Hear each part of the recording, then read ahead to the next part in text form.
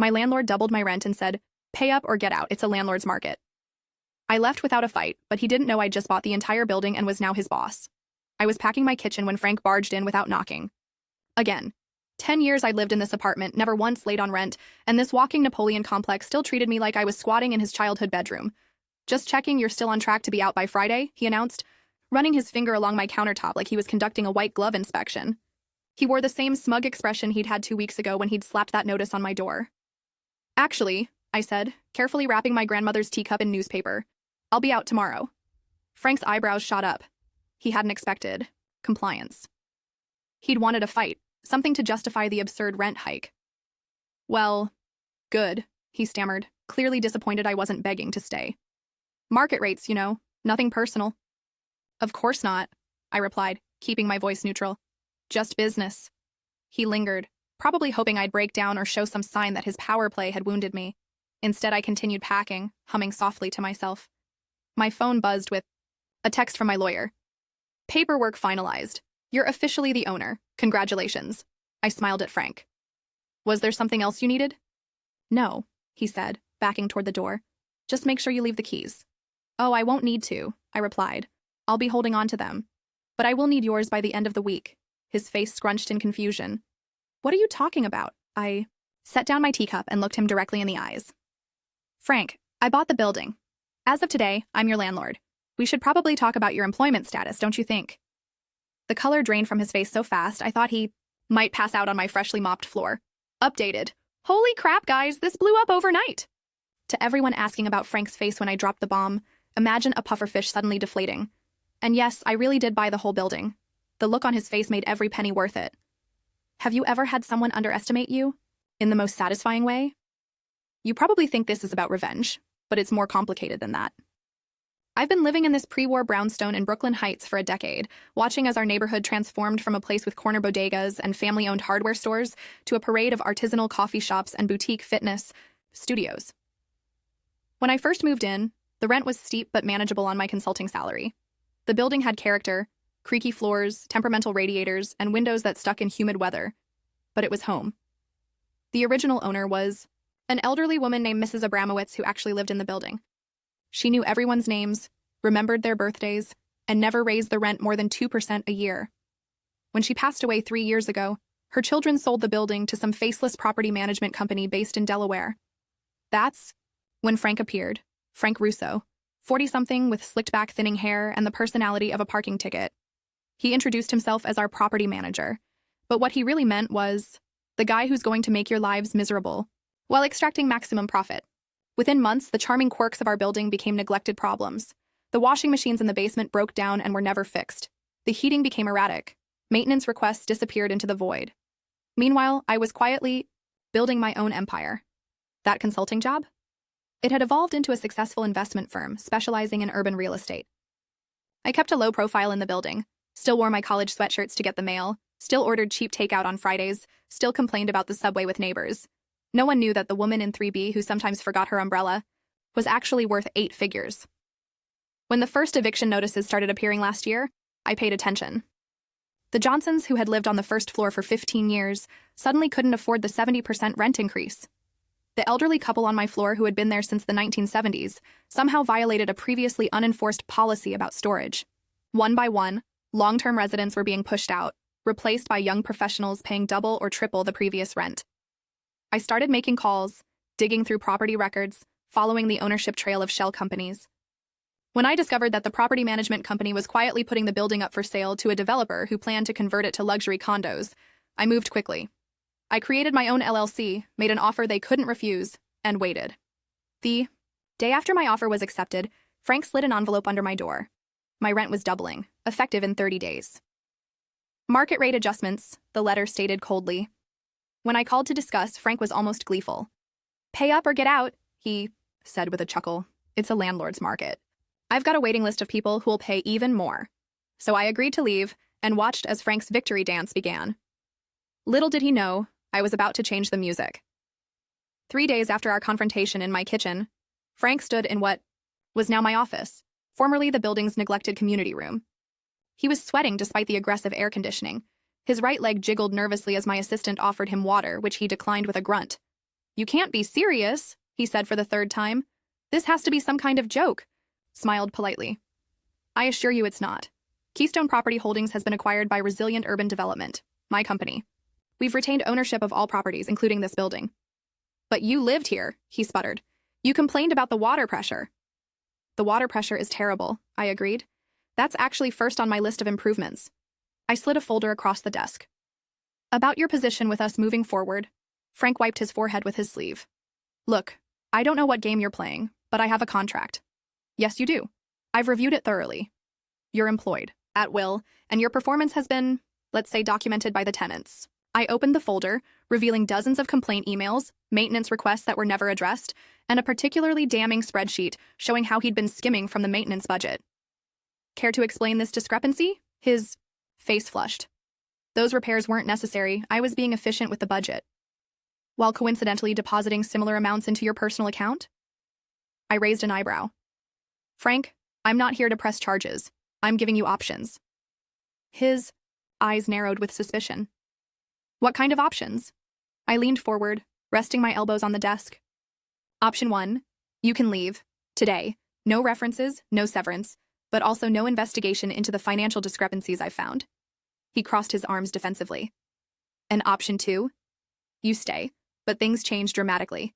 Your salary will be reduced to reflect your actual responsibilities, not the inflated title you've given yourself. You'll live on site in the basement apartment, not the penthouse you've been occupying. You'll handle actual maintenance, not just delegate it to contractors who never show up. And most importantly, you'll report directly to me and the tenant board I'm establishing. Frank's laugh was harsh. You're insane if you think I'd agree to that. I closed the folder.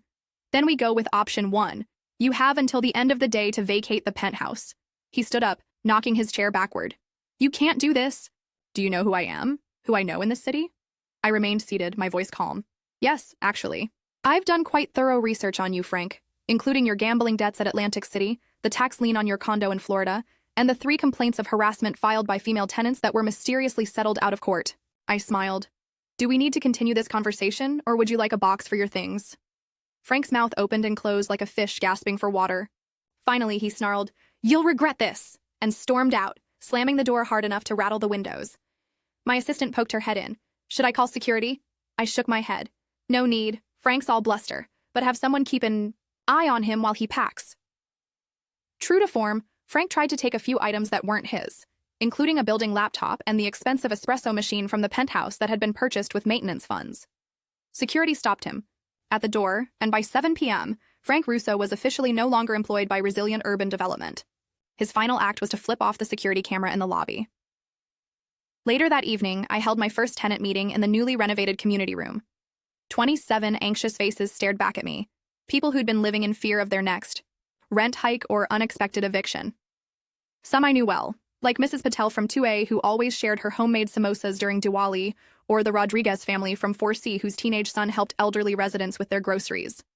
Others were newer, mostly young professionals who looked confused about why they'd been summoned. Thank you all for coming, I began, suddenly nervous. It was one thing to confront Frank, quite another to stand before the community I'd secretly become responsible for. My name is Alicia. Some of you know me from 3B. What you don't know is that I recently purchased this building. A murmur ran through the crowd. Mrs. Patel's hand flew to her mouth in surprise. I know many of you have been worried about rent, increases, evictions, and the general neglect of our home. That ends today. I distributed folders containing my plans for the building. First, all recent rent increases will be rolled back to previous levels, with adjustments for actual inflation, not market rates. The relief in the room was palpable. Mr. Collins, a retired teacher who'd lived on the 5th floor for decades, wiped tears from his eyes. Second, we're establishing a tenant board that will have real input on building decisions, from maintenance priorities to common space usage. Third, I'm implementing a program that will allow long-term residents to gradually purchase their units if they wish, converting them to affordable co-ops. The room erupted in surprised chatter. A young woman in the back raised her hand. What about those of us who just signed new leases at the higher rates? All current leases will be reviewed and adjusted to fair market value. The actual fair value, not whatever number Frank pulled out of thin air to maximize profits. The meeting continued for over 2 hours as I addressed questions, concerns, and a few skeptics who couldn't believe this wasn't some elaborate prank. By the end, there was cautious optimism in the air, and an impromptu potluck had materialized. as residents ran to their apartments to bring back food and drinks. Around midnight, as I helped clean up the community room, Mrs. Patel approached me. "My daughter said I was foolish to fight the rent increase," she said softly. "She told me to move to New Jersey. I almost did." I squeezed her hand. "I'm glad you didn't." "What made you do this?" she asked. "Buy the whole building? You could have just found another apartment." I thought about it for a moment. "This isn't just an apartment building. It's a community.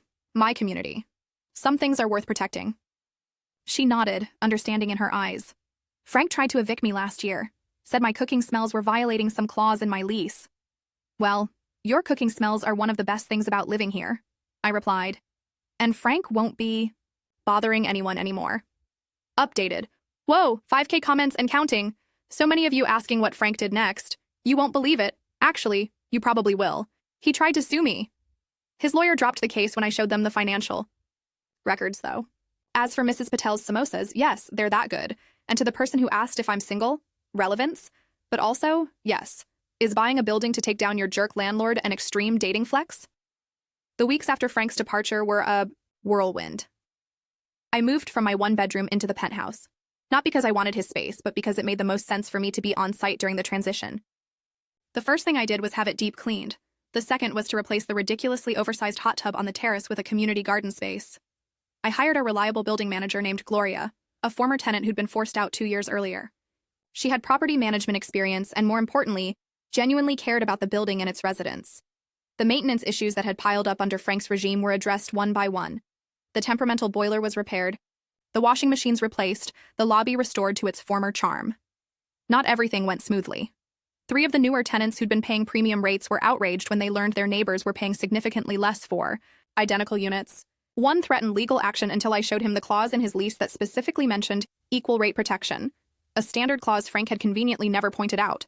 Then there were the anonymous complaints that began appearing, negative reviews of my investment firm online, calls to the buildings department about non-existent violations, even a suspicious water leak in the electrical room that could only have been intentional. It didn't take much detective work to trace it all back to Frank. The confrontation came sooner than I expected.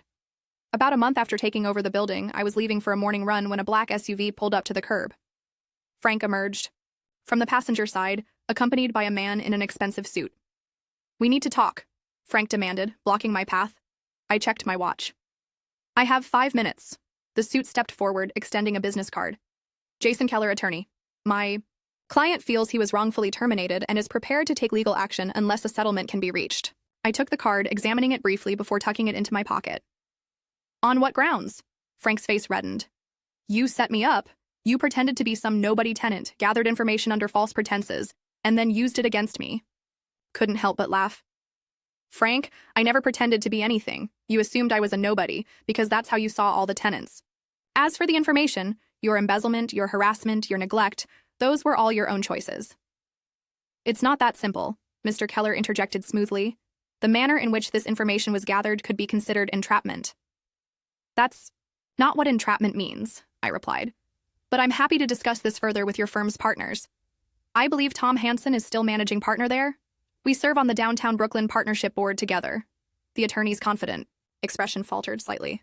"In fact," I continued, "I'd be fascinated to hear how he explains taking on a case against a fellow board member without a conflicts check, especially one involving documented financial fraud."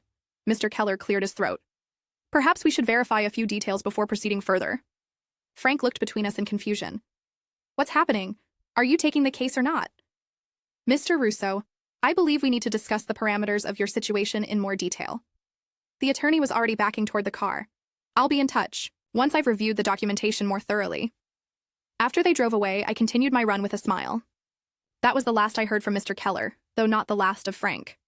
He made 2 more attempts at retaliation, once attempting to enter the building drunk at 2 a.m., ranting about how I'd ruined his life, and once approaching potential investors at a real estate conference with wild claims about my business practices.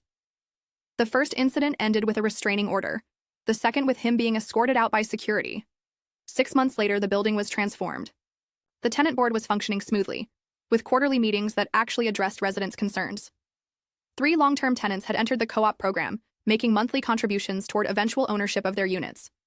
Gloria had proven herself not just competent but exceptional, creating a maintenance schedule that prevented problems instead of merely responding to them. I was sitting in the community garden on the penthouse terrace, enjoying a rare moment of peace, when Mrs. Patel appeared with a covered dish. "Fresh samosas," she announced, setting them down on the table. "To celebrate." "What are we celebrating?" I asked, already reaching for one. She sat across from me, her eyes twinkling. "Did you not see the news? That big developer, the one that wanted to buy our building. They just filed for bankruptcy. Something about investments in cryptocurrency." I hadn't heard, but I wasn't surprised. That particular developer had been making increasingly risky bets in a volatile market. "Good timing on your part," Mrs. Patel continued, giving me a knowing look. "Buying this place when you did." I bit into a samosa, savoring the perfect blend of spices. "Just lucky, I guess?" She wagged a finger at me. "No such thing as luck that precise. You knew." I shrugged noncommittally, but she was right. I'd had information. Nothing illegal, just insights gathered from years in the industry, and a network of contacts who noticed patterns. I'd known the developer was overextended, making promises to investors they couldn't possibly keep. "Well," Mrs. Patel said, standing up, "whatever your methods, we are grateful. My grandson is coming to visit next month.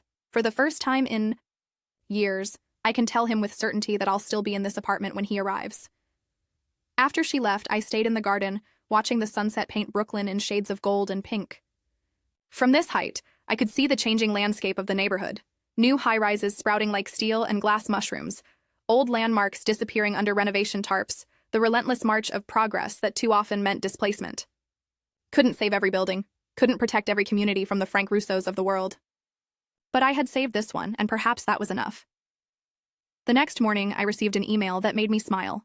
It was from a real estate blog requesting an interview about the mysterious buyer who snatched a prime Brooklyn property from under a major developer's nose. I declined politely. Some victories are sweeter when they remain private. But I did forward them a different story idea. A small building in Brooklyn where tenants were becoming owners, where community gardens replaced hot tubs, and where market rate had been replaced by fair rate. Not because it was a flashy headline, but because it might inspire others to realize that different models were possible. A week later, I moved back to my original apartment in 3B. The penthouse was converted into a common space for all residents. Part co-working area, part event space, part quiet reading room. It felt right that the best view in the building should belong to everyone. Sometimes, on quiet evenings, I still think about Frank's face when he realized who I really was. Not because I enjoy his downfall, but because it reminds me of an important truth. Assumptions about people, based on where they live, what they wear, or how they speak, are often wildly, catastrophically wrong. Updated. Thanks for all the amazing comments. For those asking if I'm starting a real estate revolution, I'm just one person trying to make a difference in my corner of Brooklyn. And yes, I did eventually run into Frank again, at a car wash in Jersey where he's apparently working now. He pretended not to see me. "Would you have said something if you were me, or just let karma do its thing?"